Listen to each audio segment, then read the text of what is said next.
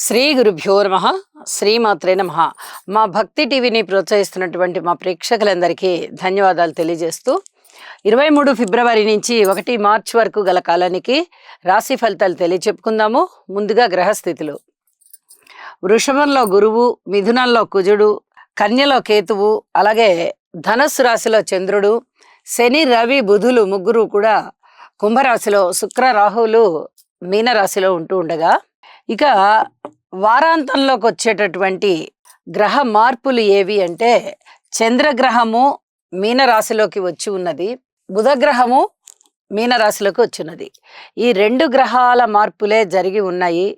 ఇక మిగతా గ్రహాల మార్పులు జరగలేదు. ఇక గ్రహ సమ్మేళనాలకు వస్తే శుక్రరాహువుల కలయిక గురించి మనం చెప్పుకుంటూనే ఉన్నాము.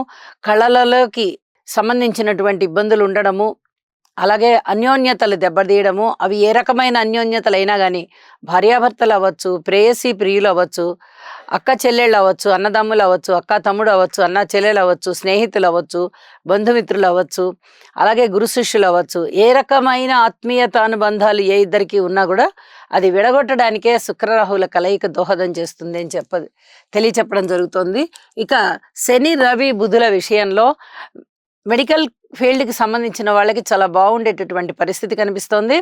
ఇక చర్మానికి సంబంధించినటువంటి అనారోగ్యాలు ఏమన్నా ఉండేటటువంటి పరిస్థితి, రక్తానికి సంబంధించి, అలాగే ఇచ్చింగ్ ప్రాబ్లం కానీ, స్వెట్టింగ్ ప్రాబ్లం కానీ, అలాగే ఏమన్నా ఈ పడని వస్తువులు తింటే ఎలర్జీ, దానికి సంబంధించినవి కానీ అనారోగ్యాలు ఉండేటటువంటి పరిస్థితి కనిపిస్తూ ఉన్నది.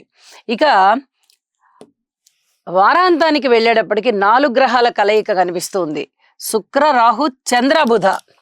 చంద్రబుధులు ఇద్దరు కూడా, వారిద్దరూ ఒకళ్ళనొకళ్ళు పడరు, వ్యతిరేక శత్రుత్వం కలిగి ఉన్నవారు కాబట్టి ఇక్కడ ఈ మీనక్షేత్రంలో వారి యొక్క కలయిక గురువుగారికి లోబడి ఉంటుందే తప్ప ఇక ఇతరత్ర చెడు చెయ్యదు అని చెప్పి కూడా తెలియజేస్తున్నాను. ఇక బుధుడు నీచలో ఉంటారు అక్కడ. ఇక్కడ రాహుతో కలిసి ఉన్న కారణం చేత ఏదైనా వినికిడి జ్ఞానం కోల్పోవడం కానీ, అలాగే చర్మానికి సంబంధించిన ఇబ్బందులు ఉండడం కానీ, బుద్ధిమాన్యత కానీ, ఇలాంటివి ఉండేటటువంటి అవకాశాలు కనిపిస్తున్నాయి. వీటికి తప్పనిసరిగా పరిహారాలు చేసుకోవాల్సిందిగా సూచన చేస్తున్నాను. ఏ పరిహారాలు ఏమిటి అనేది రాసుల్లో తెలియజెప్తాను. ధనుస్సు రాశి.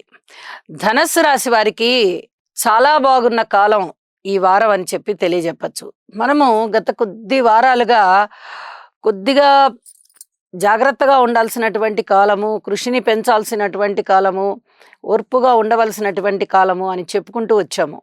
ఇప్పుడు కొన్ని రకాలైనటువంటి లాభాలు కలిగే పరిస్థితి కనిపిస్తోంది గ్రహస్థితులలో. ముఖ్యంగా తృతీయ స్థానంలో 3 గ్రహాల యొక్క సంచారము, శని రవి బుధుల కలయిక జరుగుతోంది అంటే అంత యుతి చాలా చాలా విశేషమైనటువంటిది.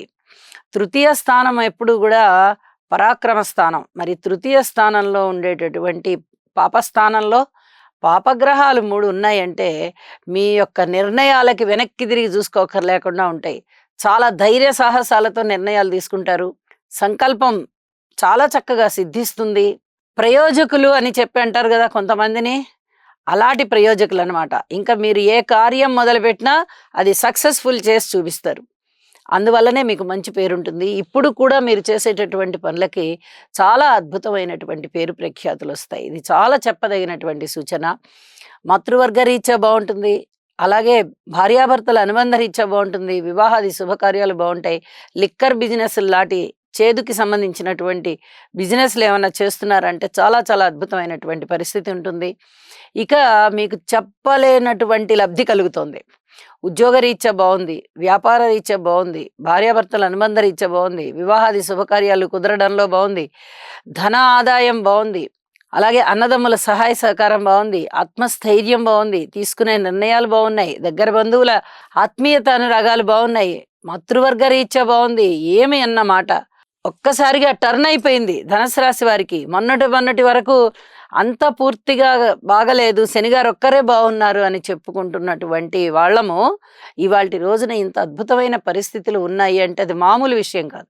చాలా అద్భుతమైనటువంటి గ్రహస్థితులు వచ్చి ఉన్నాయి కాబట్టి పెట్టుబడుల విషయంలో మటుకు తొందరపడద్దు. మిగతా ఏ విషయంలో అయినా సరే తారాబలం చంద్రబలం చూసుకొని ముందరికి వెళ్ళవలసిందిగా, కార్యక్రమాలు మొదలు పెట్టుకోవాల్సిందిగా సూచన చేస్తున్నాను. అలాగే ప్రారంభించినటువంటి కార్యాలకి చక్కగా కొనసాగింపుగా అభివృద్ధి పథంలోకి తీసుకుని వెళ్ళండి.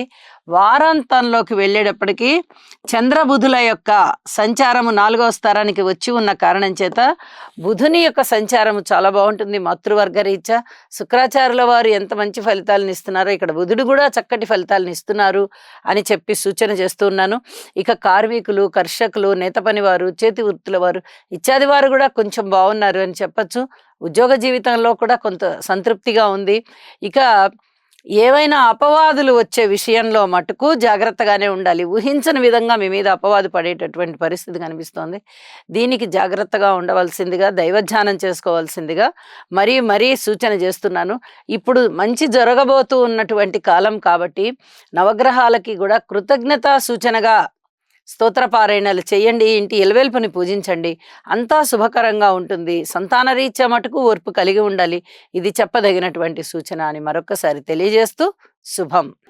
కుజగ్రహం యొక్క అనుకూలత కొరకు ధరణీ గర్భ సంభూతం విద్యుత్కాంతి సమప్రభం కుమారం శక్తిహస్తం తం మంగళం ప్రణమామ్యహం. ఓం క్రాం క్రీం క్రౌం సహ భౌమాయ నమః. కుజగ్రహం యొక్క అనుకూలత కొరకు ధరణీ గర్భ సంభూతం విద్యుత్కాంతి సమప్రభం కుమారం శక్తిహస్తం తం మంగళం ప్రణమామ్యహం. ఓం క్రాం క్రీం క్రౌం సహ భౌమాయ నమః.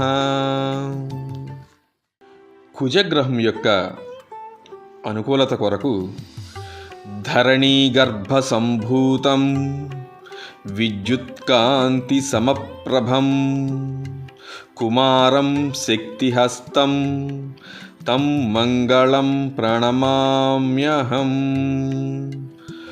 ఓం క్రాం క్రీం క్రౌం సహ భౌమాయ నమః.